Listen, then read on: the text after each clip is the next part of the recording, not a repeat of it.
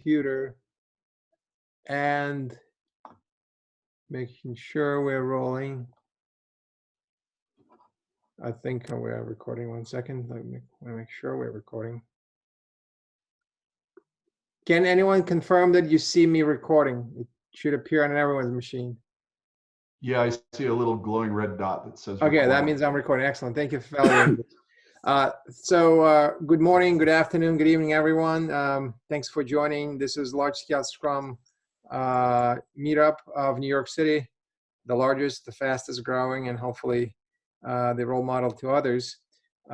Today in the studio, we have a very special speaker presenter, Bjarte Bogsnes from Norway, someone whom I got to know over the years.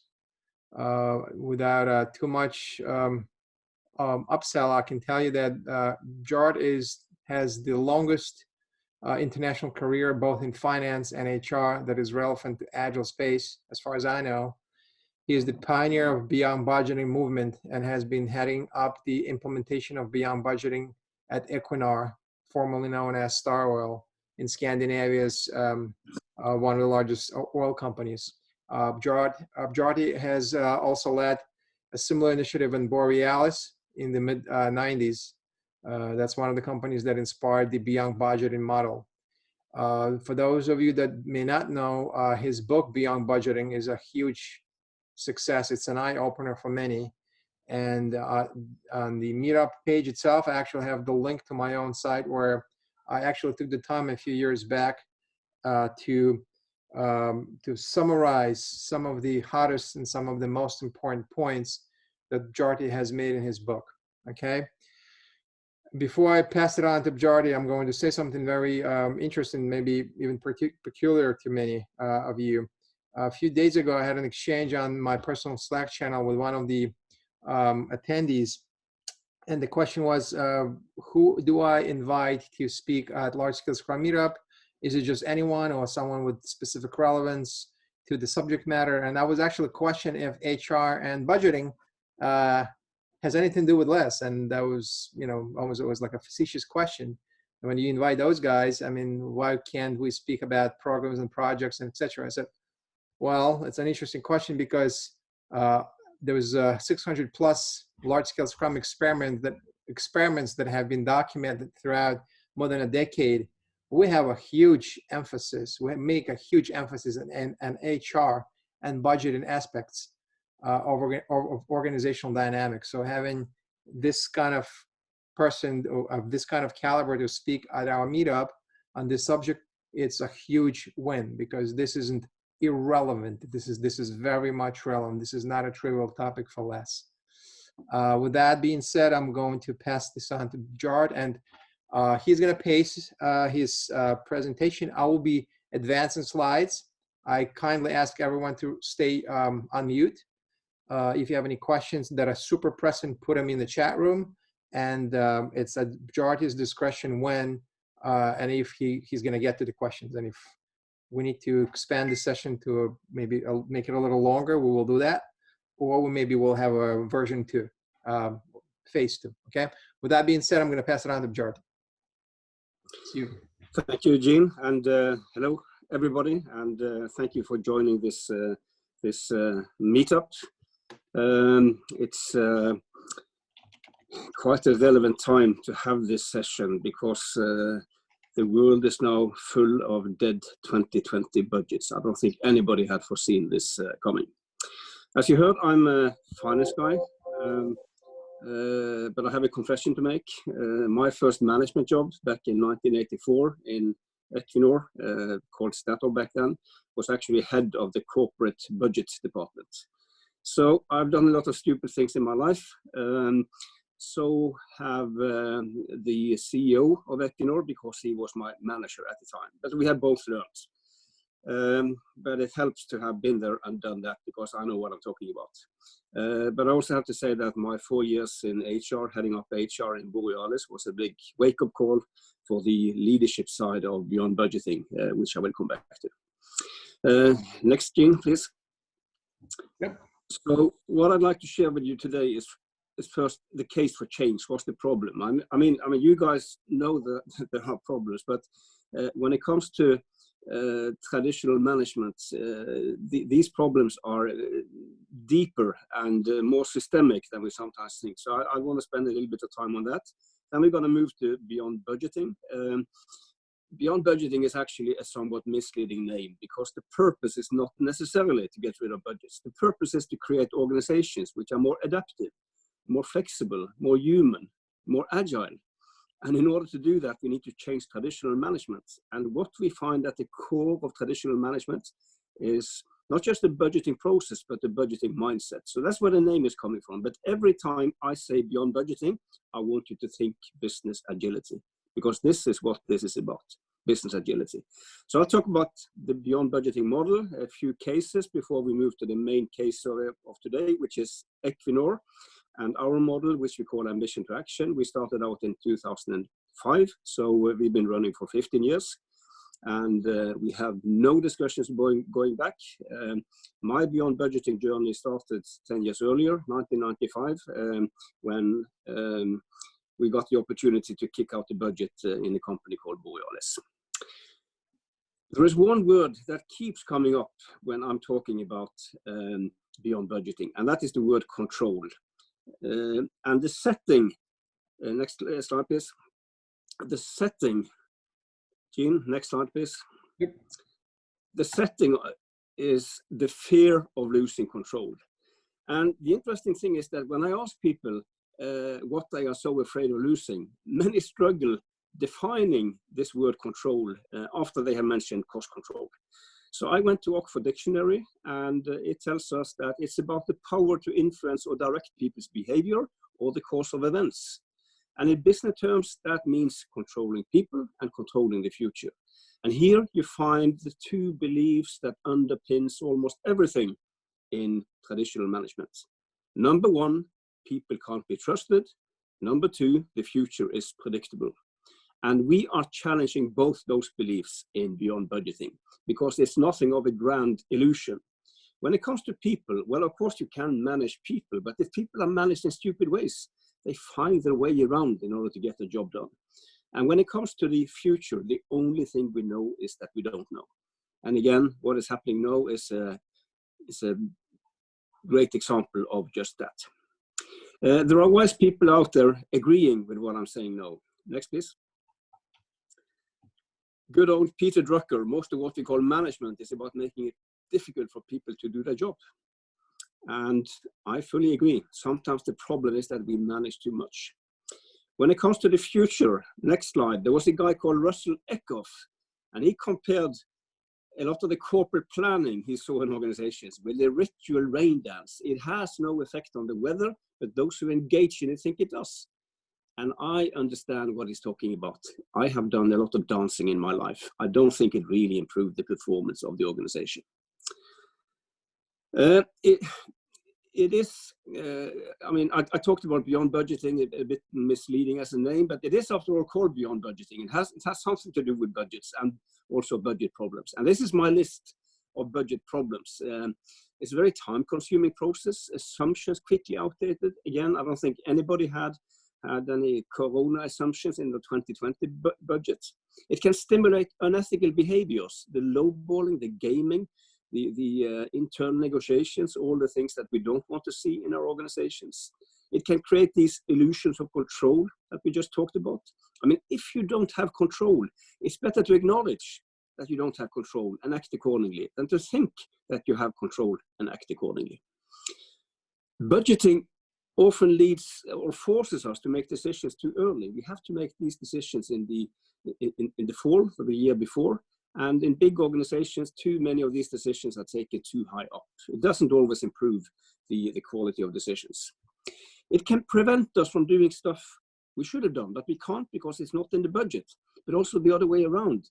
It can lead us to do things that we shouldn't have done, but it is in the budget and it is spend it or lose it.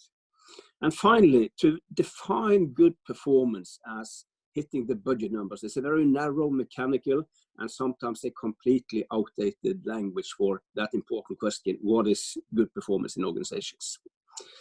And I have been sharing this list of problems with hundreds of thousands of people around the world in the 25 years I've been working with this. And most people actually agree. Executives, managers, finance people. At the same time, the big majority of companies out there continue doing this stupid stuff, which is quite interesting and also a big paradox. Because here we have a process that was invented roughly 100 years ago. It's pretty old management technology we're talking about, in case you don't know. The inventor of budgeting was good old James O. McKinsey. I never met the guy, but I don't think he was an evil person. I think his intention was the best 100 years ago, to help organizations perform better. And maybe it worked 100 years ago, maybe even 50 years ago. But today, this process is doing the opposite. It has become more of a barrier than a support for great performance taking place in organizations. And that's, my friends, that's the big problem. And how come then people continue doing this stuff? Well, maybe because they haven't realized that they regard these more as irritating itches and not as the really serious problem it is. Next one. Some of you know that I like to use traffic as a metaphor for what we need to leave behind and what we need to move towards. And we are still on the topic performance. Now we are in traffic. When we are out driving, we would also like to experience good performance. And for me, that means a safe and good flow. I simply hate traffic jams. And by the way, I never understood why they call it the rush hour. There's no rush at all. The cars are standing dead still, but there's so much I don't understand. Anyway, this traffic light has no sensors, no high tech, okay? 2 questions here. Who is in control? Who makes decisions about when you can drive and when you have to stop? Well, that's the guy who programmed this light. And where would that person be as you sit there waiting for the green light? Well, somewhere else. I don't think there is anybody sitting inside that pole. I never checked, but I don't think so. Which information would this programming be based on? Well, it would be based on some historical information, some forecast maybe, but this would not be entirely fresh information as we sit there waiting. But again, the best of intentions, trying to create a safe and good flow. Fortunately, we have an alternative, a very different solution. Next slide, Jean. We are talking about the roundabout. Same questions, very different answers. Who is in control here? Who makes decisions? Well, we do as people in the situation. And which information do we use to base these decisions on? It's fresh, real-time, here and now information. So very different answers. It could be interesting to compare a bit more these 2 ways of managing. So let's do that. And here are a few leading questions for you. Which of these 2 is normally most efficient? Well, it's actually proven scientifically that the roundabout is more important.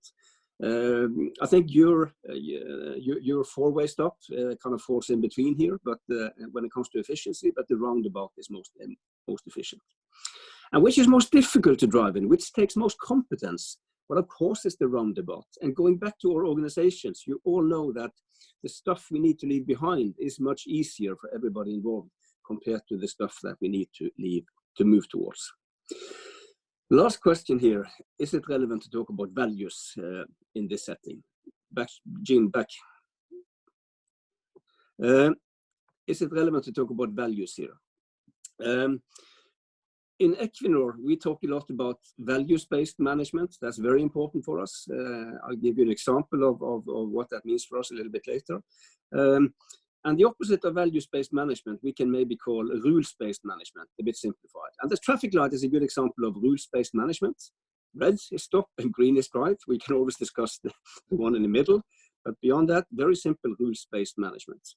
And if there is a mindset among people waiting for that green light, which is about me first, I don't care about the rest, then that is not a big problem in front of that light, typically overruled by red. But in the roundabout, me first, don't care about the rest is actually a big problem, because see, we are much more dependent on people involved having this shared common purpose or wish of wanting this to flow well. Here we have to help each other. We have to interact with people in a very different way than what we need to do in front of that light. A few other words that are relevant when it comes to traffic. Trust. In front of that light, we are not trusted to make decisions. In the roundabout, we are trusted. Transparency is another relevant word here. In front of that light, the only transparency you need to take your decision, stop or drive, is to see the color of the light. In the roundabout, you need much more transparency. You need to see everything. You need full transparency. One final reflection on these two ways of managing. I'm quite sensitive to many words in the corporate vocabulary. I'm quite maybe oversensitive, and there are some labels and words I don't like at all. One of those is performance management. Two reasons for that. First of all, I find it quite negative. Second, I think our ability to manage performance in today's people and business realities is actually somewhat limited compared to what we like to think. But if you go to the next slide, then performance management definitely fits when it comes to the traffic light. That's exactly what traffic authorities are doing. But in the roundabout, it is about something else.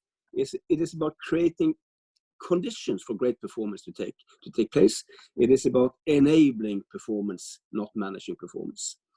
And I think that if we want new things to happen, we shouldn't try to put new content behind old words. We should start to use new words. So we are trying not to talk about managing performance at Equinor. We are talking about enabling performance, developing performance. We are going to leave traffic in a minute, but the roundabout is the more self-regulating way of managing. And in today's business and people realities, we need more self-regulating management models for two obvious reasons. The first one has to do with our business environment and the VUCA level out there. And again, what has happened now is a great answered example of exactly that. And if we take this VUCA seriously, it must have implications for how we design our management models compared to if there's no or little VUCA out there. The second reality we need to reflect on, observe, is not external, it's internal. It has to do with people. It has to do with asking ourselves a very simple question. What kind of people do we generally believe we have in our organization? And in Beyond Budgeting, we have gone back to good old Douglas McGregor for that important question, his theory X and theory Y, the positive and negative view on people and what motivates people. And of course, if you have the negative people view, theory X, of course, your management model should look very different compared to if you have a more positive view on people through a theory Y people view. So if we combine these two dimensions that we need to reflect on, the world out there, people in the organization. Next slide, Jean. Then it could look like this, and you recognize the two dimensions. And traditional management lies in this lower left-hand corner with a conscious or unconscious assumption that the world is still a quiet and plannable and predictable place, and that most people is on the X side. If we disagree with that, then this is not the place to be. Then we need to move up in that upper right-hand corner by addressing both our management processes and leadership.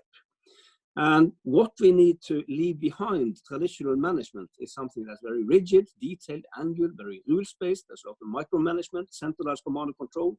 There's a lot of secrecy and a strong belief in sticks and carrots as ways to drive performance.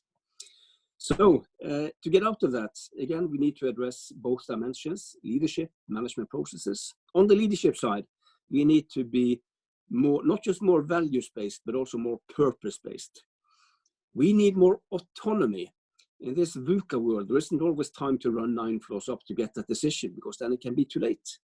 We need more transparency, and this is good news for scared managers afraid of leaving that rather comfortable corner, lower left-hand corner, because they are afraid of losing control. And the good news is that transparency can actually be quite an effective control mechanism. And you might have heard this nice example from the Swiss pharmaceutical giant called Roche, which did a very interesting experiment a few years ago back on travel cost. In a pilot, they kicked out the travel budget, all travel rules and regulations, and they replaced it with full transparency. So with a few exceptions, everybody could see everything. If you travel, to where did you eat, sleep, fly, cheap or expensive? Open for your colleagues to see and vice versa. And guess what happened with travel cost in that pilot? Came down to a very simple self-regulating control mechanism. This was about tearing out pages in the rules book instead of doing the opposite. But let me add here on transparency. It can be very powerful, and you have to apply it with wisdom. If it becomes naming and shaming, it doesn't work. And you should always position transparency more from a learning perspective than from a control perspective.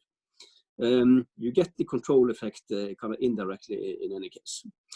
And last but not least, internal or intrinsic motivation as opposed to external extrinsic motivation. And of course, the most common way of applying extrinsic motivation in business today is individual bonus. And I can't think of any area with a bigger gap between what research is telling us and what business is practicing than individual bonus. It's simply amazing how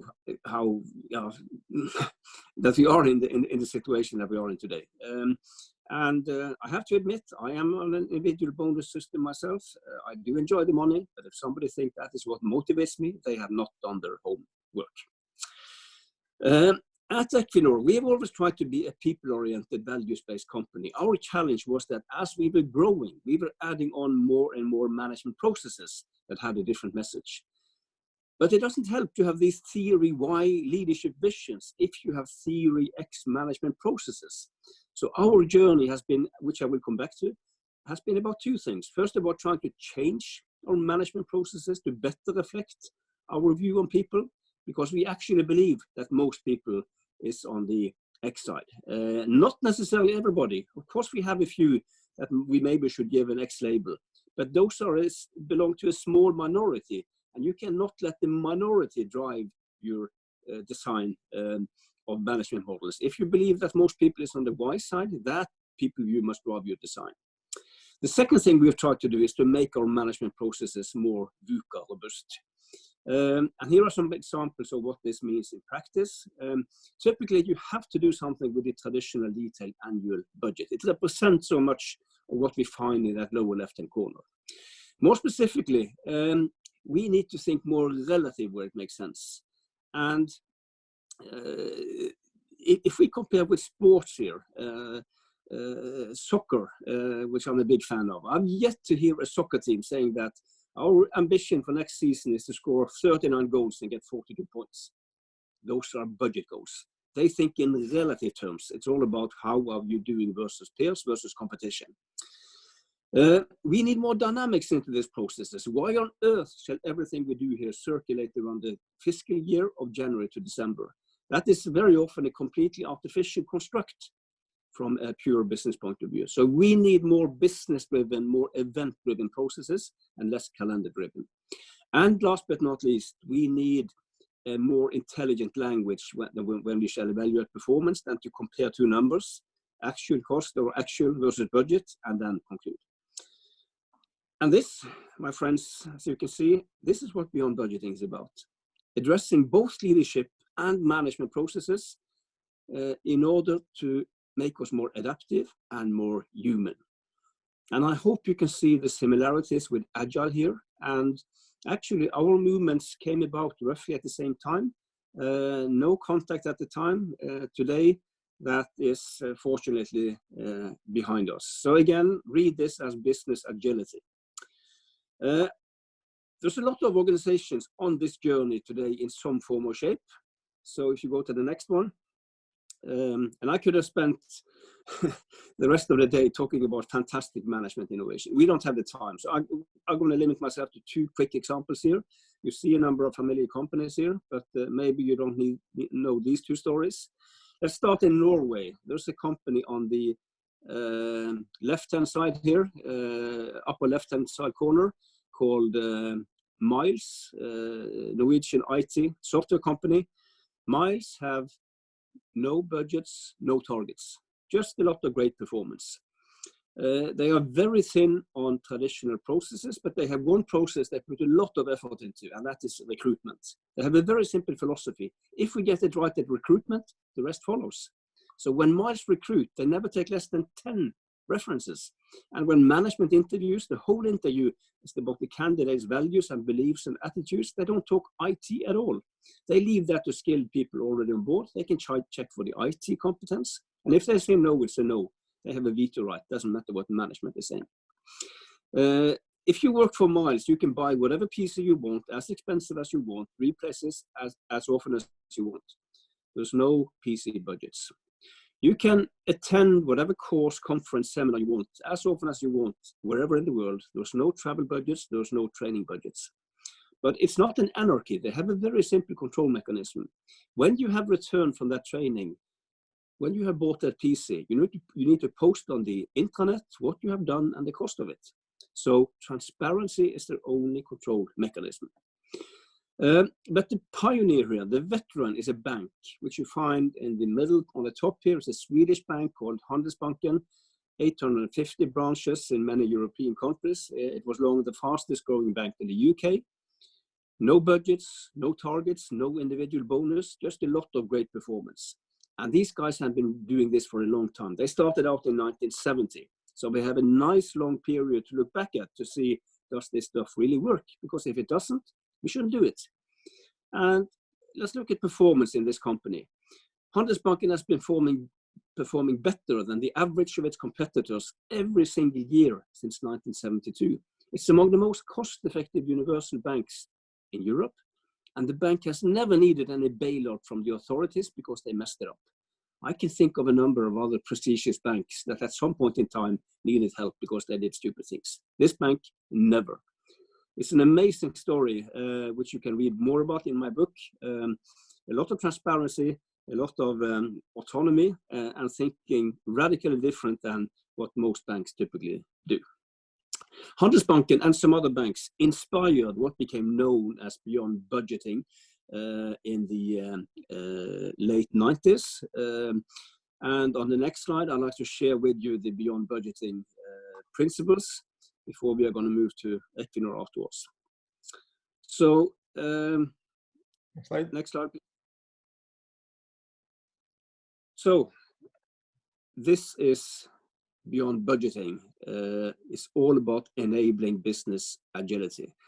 And I will not go through this in detail now, but on the left-hand side, you can see that we are addressing leadership, key principles around purpose, values, transparency, autonomy.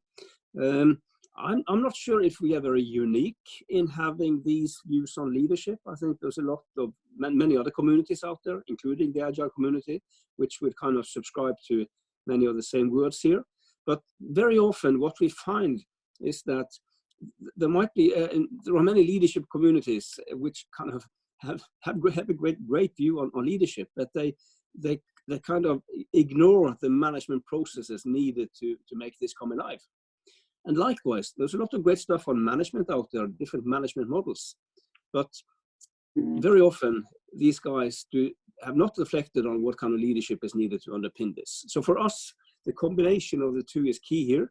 And the coherence between the two is also key, in the sense that there has to be a consistency between what we preach on the left-hand side, what we practice on the right-hand side. And two classical examples of the opposite that we find in so many organizations. It doesn't help that we on the left-hand side talk loud and warm about how fantastic people we have on board, and we would be nothing without you, and we trust you so much, but not that much. Of course, we need detailed travel budgets. Are you crazy? Hypocrisy is what I call it. Poisonous gaps between what we preach and what we practice. Another example, it doesn't help that we talk equally loud and warm on the left-hand side about we and us and together and team and collaboration and everybody in the same boat, hip hooray. But when it comes to rewards, it's all about individual bonus. That is not criticizing individual bonus. That is criticizing the poisonous gaps between what we preach and what we practice. These principles are principles. This is not the management recipe. What this should mean in an organization depends on that organization's business, culture, history, and in the 30 organizations that we just looked at, I mean, it's not identical what these have done, but there is a common thread of a common inspiration. I don't like management recipes, because in a management recipe, somebody has done all the thinking for you.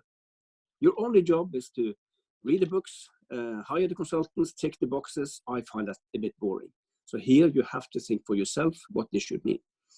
And again, I'll give you an example a little bit later about how we have been inspired by this in Equinor. Last comment on beyond budgeting. Two classical misunderstandings. They are both linked to principle 10, resource allocation. Some think that beyond budgeting is just another way of managing cost. Well, it is, but there are 11 other principles. It's about much more than cost management. Second misunderstanding, cost is not important. No budget, I can spend whatever I want. I'm sorry, guys, that's not what we are saying. What we are saying is that there will always be constraints in an organization. It can be money, it can be people, it can be the market. Whatever the constraint is, we need to optimize in the best possible way within that constraint. And when it comes to money, we need more intelligent, effective ways of optimizing than what James or McKinsey can offer us. So when we started out in Equinor back in 2005, we were actually a bit careful with showing these principles too widely because some people find it scary, a bit big. Today, that's not an issue. I do a lot of leadership training, and this slide is always with me. But back then, we started in a less scary place, which I will come to in a minute. This is Equinor in a nutshell. We are coming from an oil and gas background, but we know that the future will be low carbon, and we want to be part of it. We have always been good at building big stuff at sea, offshore oil platforms. We are now using that competence to build offshore windmill farms. And we have built the world's first floating windmill farm outside of Scotland. When it's floating, you can have much bigger areas available.